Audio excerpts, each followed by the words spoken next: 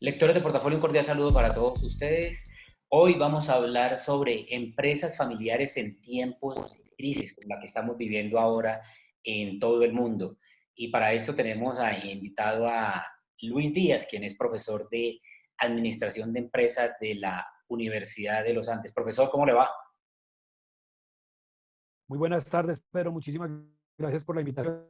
Muchas gracias por estar con nosotros. Aquí llevándola Bueno, con profesor, mucho gusto. eh, ¿cuáles son las claves para manejar una empresa familiar en estos tiempos de una profunda crisis como la que se está viviendo actualmente? Digamos primero, vamos primero por partes. ¿Cómo afecta una crisis de estas a una empresa familiar que no afecta a otras empresas normales, digamos, que pues no son de origen familiar?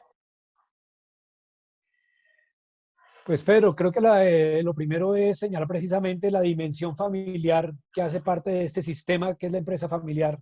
Y es, si entendemos la empresa familiar como un sistema en el que hay la dimensión familia, la dimensión empresa, los individuos, pues esta crisis no solo afecta a las empresas en términos de sus empleados, su situación económica, el modelo de negocio, la supervivencia, sino que también afecta fuertemente la familia.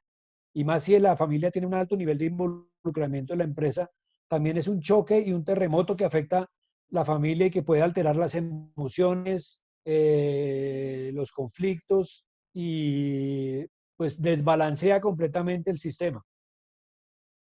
Ujú. Entonces ahí, precisamente frente a la crisis, hay que tener en cuenta esas dos dimensiones. Y de hecho, precisamente en el ámbito de las empresas familiares, muchos académicos señalan que las empresas familiares están mejor preparadas para enfrentar las crisis que las no familiares, precisamente por la posibilidad que tiene de contar con los recursos de la familia y cuando tiene un buen sistema familiar, una familia con un adecuado balance, con un adecuado gobierno, una adecuada comunicación y con las herramientas adecuadas, tienen más capacidad para salir adelante en las crisis y perdurar. Entonces, ese foco en la familia creo que es fundamental para entender cómo enfrentan estas empresas de manera distinta o distintiva a las crisis. Hay más riesgos en estos casos de que la familia se divida, porque pues, digamos, hay un componente, me imagino que emocional, pues que en una empresa normal es más fácil de manejar porque pues sencillamente somos socios o bueno, somos accionistas y en la familia entra, me imagino que el aspecto familiar, precisamente el de las emociones, a manejar estas, pues a interferir en este tipo de situaciones. Efectivamente, y precisamente ese es el gran riesgo y es que la familia pierda el nivel de cohesión que le da fortaleza al sistema de la empresa familiar. Y ahí efectivamente la familia puede quebrarse en la medida en que la empresa tampoco permite cumplir con los objetivos económicos que tiene la familia y se pone en riesgo y por eso incluso una de las salidas que, que siguen algunas empresas familiares es la de reducir y desinvertir con tal de proteger algunos de los elementos que mantienen la familia. Y efectivamente, el manejo de las emociones se vuelve central. Y así como algunos dicen, no, es que hay que tratar de quitar las emociones, hay que reconocer que precisamente el factor familiar está mediado por las emociones y las relaciones entre los miembros de la familia y se vuelve un tema central en los momentos de crisis. Tener las herramientas en la familia para manejar las emociones y para gestionar el conflicto de manera que no se lleve a esa ruptura. Es muy fácil llevar los problemas personales de la familia a las decisiones empresariales.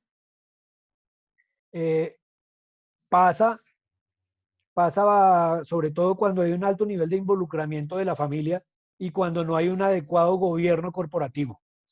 Y ahí se vuelve fundamental tener las herramientas adecuadas de gobierno corporativo, tanto familiar como empresarial, o sea, de gobierno corporativo empresarial y de gobierno familiar. Cuando no se tienen, efectivamente, las familias, los conflictos familiares, si toda la familia está involucrada en la operación diaria, pues la empresa va a sufrir porque van a chocar y van a transmitir el conflicto de las relaciones en el ambiente y van a alterar la cultura de la organización. Mientras que si hay un buen gobierno corporativo y un buen gobierno familiar, es el gobierno familiar el encargado de manejar las tensiones y los conflictos familiares, y el gobierno corporativo y la junta directiva, especialmente una verdadera junta directiva, va a estar con la tranquilidad y la autonomía de gobernar la empresa y de garantizar el cumplimiento de los propósitos y los objetivos establecidos por los accionistas. Usted hablaba al principio de que inclusive para las empresas familiares es mucho más fácil salir de crisis como esta. ¿Por qué? Por los recursos particulares que tiene la familia a disposición del sistema. Por un lado, las empresas familiares en el mundo eh, tienen una perspectiva de largo plazo, una orientación de largo plazo que tradicionalmente les ayuda a pensar más allá de una crisis y aprenden a crear y a construir conocimiento a través del tiempo. Tal vez en América Latina y en Colombia, no sé qué tanto el largo plazo sea una característica, pero es parte de lo que en otras partes se ha salido. Y un elemento fundamental en los recursos familiares son los valores y el sentido de legado que tiene la familia. Entonces, los recursos familiares propios, el conocimiento propio, los valores fundamentales, los valores de la familia que crean cohesión y que crean claridad de cuál es el legado que se quiere dejar. Si el tema es simplemente de manejar una propiedad y unas acciones de una empresa, o lo que se quiere es generar un legado emprendedor, que se quiere es dejar un legado de creación de valor social, dejar un legado social. Eso le permite a la familia incluso movilizar recursos financieros ante crisis, y tenemos casos en Colombia y en el mundo donde las empresas familiares logran movilizar activos familiares para soportar la empresa. Han tradicionalmente creado estructuras empresariales más diversificadas para manejar el riesgo, y en general las empresas familiares tienen un perfil de riesgo relativamente conservador que les permite tomar decisiones en el tiempo, que les permite protegerse y mantenerse preparadas para las crisis. ¿Qué tan común es? Y Bueno, siga, siga, sí, profesor. sí, no, de hecho, estudios recientes del profesor Alfredo de Masis muestran que las empresas familiares que han logrado sobrevivir varias crisis en este momento están repitiendo parte del tema, y es la gestión del conocimiento a través del involucramiento de la familia para poder innovar, para lograr perseverar, para saber en qué momento reducir y recoger, desinvertir, y en qué mercados hay que salir. Ya. Usted habla Finalmente también llega un momento en que hay que salir. ¿Perdón? hablamos de empresas familiares. ¿Qué es una empresa familiar? O sea, ¿una empresa familiar es por un núcleo o digamos son varios hermanos con sus hijos? ¿Qué es? ¿Cómo es básicamente la composición de una empresa familiar? Sí, ese es uno de los grandes debates en la literatura, porque no hay una forma de definir la empresa familiar única. Eh, Tradicionalmente se define en términos de propiedad y control, es decir, eh, quiénes son los propietarios de, si un grupo familiar o una familia es propietaria y con un porcentaje de propiedad que le da suficiente control para manejarla, para determinar los destinos de la empresa. Entonces, incluso empresas que cotizan en bolsa como Walmart se consideran empresas familiares, porque la familia Walton sigue manejando un porcentaje del 5 o 6% que le da poder de control en la junta directiva para tomar las decisiones. En Colombia la mayoría de las empresas son privadas, con lo cual el porcentaje de propiedad está por encima del 50%, pero la clave de la definición es, diría yo, es precisamente, es una familia que tiene una familia, o incluso un grupo de familias que tienen, de personas que tienen relación de consanguinidad o relación familiar, que tienen la posibilidad de ejercer control y son la coalición dominante en la organización, y tienen la intención de crear valor a través del tiempo, de que esto permanezca en el tiempo. Y eso es una perspectiva fundamental, y es la perspectiva transgeneracional, y es las empresas familiares están creando valor económico en sus empresas para poder transferir ese valor también a las siguientes generaciones. Y de ahí la orientación de largo plazo. Si quieren los nuevos integrantes, o sea, las nuevas generaciones, quedarse a cargo de esas empresas familiares, estoy hablando aquí en Colombia, o al contrario, dicen, no, yo me dedico a otra cosa, o bueno, no sé. Pues si uno lee en la encuesta reciente del proyecto Global STEP, del cual hago parte, se lo preguntamos fue a los líderes, a los CEOs, a los presidentes de las empresas, a los que están en la generación a cargo, y ellos lo que dicen es que en más del 90% de ellos esperan que la siguiente, que el control y la propiedad y la administración pase a miembros de la familia. Sin embargo, también como profesor de estudiantes en la universidad de primer semestre, cada vez vemos que las nuevas generaciones no se sienten tan atraídas por, por trabajar en la empresa de la familia. Alguna vez un estudiante nos decía, no, es que yo trabajar con mi papá, no, eso es muy difícil, eso es muy pesado, ellos trabajan muy duro y hay mucho temor, hay temor a la relación con la familia, a los conflictos que se pueden generar ahí. Y sin embargo, es una gran oportunidad la que se da en las crisis se crean oportunidades y en este momento lo que estamos viendo con la investigación es que las nuevas generaciones están teniendo la oportunidad de involucrarse más allá de lo que inicialmente querían o no querían, porque tienen la posibilidad de acelerar la transformación digital en las empresas, tienen voz de entender lo que es los retos de la nueva economía y entran en una buena conversación con las generaciones previas que tienen la experiencia de haber sobrevivido otro tipo de crisis y de haber creado y llevado la empresa al punto en el que está. Entonces, ese diálogo intergeneracional es fundamental y además es importante para entender que la sucesión no es solo un proceso de una persona que reemplaza a otra o de una persona que recibe unas acciones a otra. Es un proceso de transición que puede demorar de 2 a 10 años y que ante todo es un proceso de transmisión de conocimiento, de valores, de redes, además de la administración y la propiedad. Y como tal, muchas veces el compromiso afectivo que las nuevas generaciones van desarrollando para poder involucrarse se forma desde pequeños. Y eso también lo hemos visto y es aquellos miembros de las nuevas generaciones que han crecido en un entorno de empresa familiar en el que la familia ha venido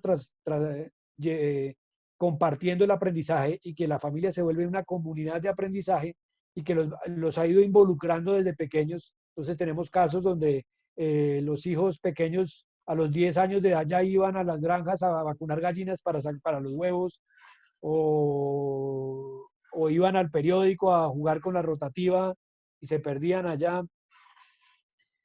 Y, eso va, y ese tipo de involucramiento temprano y después de la posibilidad de tener la posibilidad de trabajar o de hacer su práctica empresarial en la misma empresa familiar y de tener oportunidades de acompañar a los padres a las juntas directivas, participar en las asambleas de familia, es decir, la familia que logra crear accionistas responsables, propietarios responsables y de crear compromiso afectivo por la empresa, es decir, crear riqueza socioemocional, que es lo que llaman los expertos en el tema, facilita mucho más que las nuevas generaciones estén interesadas. Y de hecho, en la encuesta a nivel global lo que encontramos es que los millennials parecen estar más cercanos en muchos de los valores con las generaciones silenciosas y los baby boomers que la generación X, que con la generación X. Y eso hace que incluso los millennials están empezando a entrar y a ser los líderes cada vez más y se consideran que están dispuestos y preparados para afrontar el reto de la sucesión en las empresas familiares. Y están Ya no sé si le respondí. las anteriores generaciones están, digamos, dispuestas a dejarle el paso a las nuevas generaciones o son reticentes. Pues en términos de pensión parece que sí les interesa, pero en general son reticentes, sobre todo si la generación incumbente no tiene, digamos, la edad de retiro y la planeación del retiro se vuelve fundamental. Donde, donde no hay planes de retiro, donde no hay claridad del logro de los objetivos familiares y donde hay mayor concentración, digamos, de mayor tiempo del CEO en el cargo, es decir, cuando ya el mismo presidente lleva más de 15 años y entre 15 y 20 años, más de 20 años, es más reticente a salir porque además se vuelve más difícil en identificar un posible sucesor o se obsesiona por identificar el sucesor en particular que lo reemplace a él en todo sentido y eso es casi que imposible. Pero la investigación también nos ha mostrado que son los valores familiares y la influencia de la familia la que explica una definición de, edad, de retiro anticipado y una intención de aceptar la sucesión más fácilmente.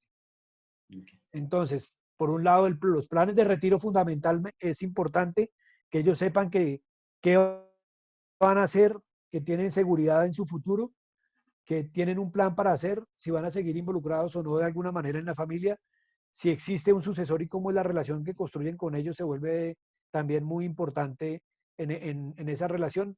Y la dimensión familiar, es decir, en la medida en que hay un gobierno familiar fuerte y un gobierno corporativo fuerte, también hay una mayor presión sobre el CEO o el presidente o el gerente de la empresa para que efectivamente se haga la sucesión en la medida en que de pronto ya está empezando a tomar decisiones que no permiten la innovación o la transformación de la empresa o de los nuevos emprendimientos.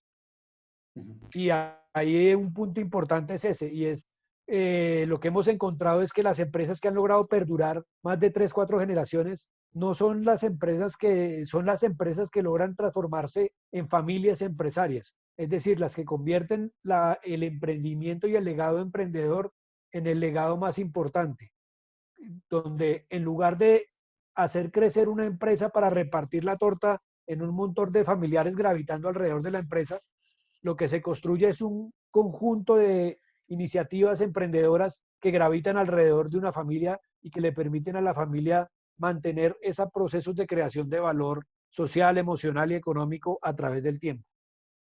Profesor Díaz, muchas gracias. No, muchísimas gracias a usted, Pedro. Muchas Aquí gracias. estamos para servirle siempre y seguimos trabajando en investigación en este apasionante tema. Bueno, muchas gracias por sus enseñanzas, profesor. Y a ustedes, lectores de portafolio, muchas gracias por estar con nosotros. Volveremos en un próximo episodio.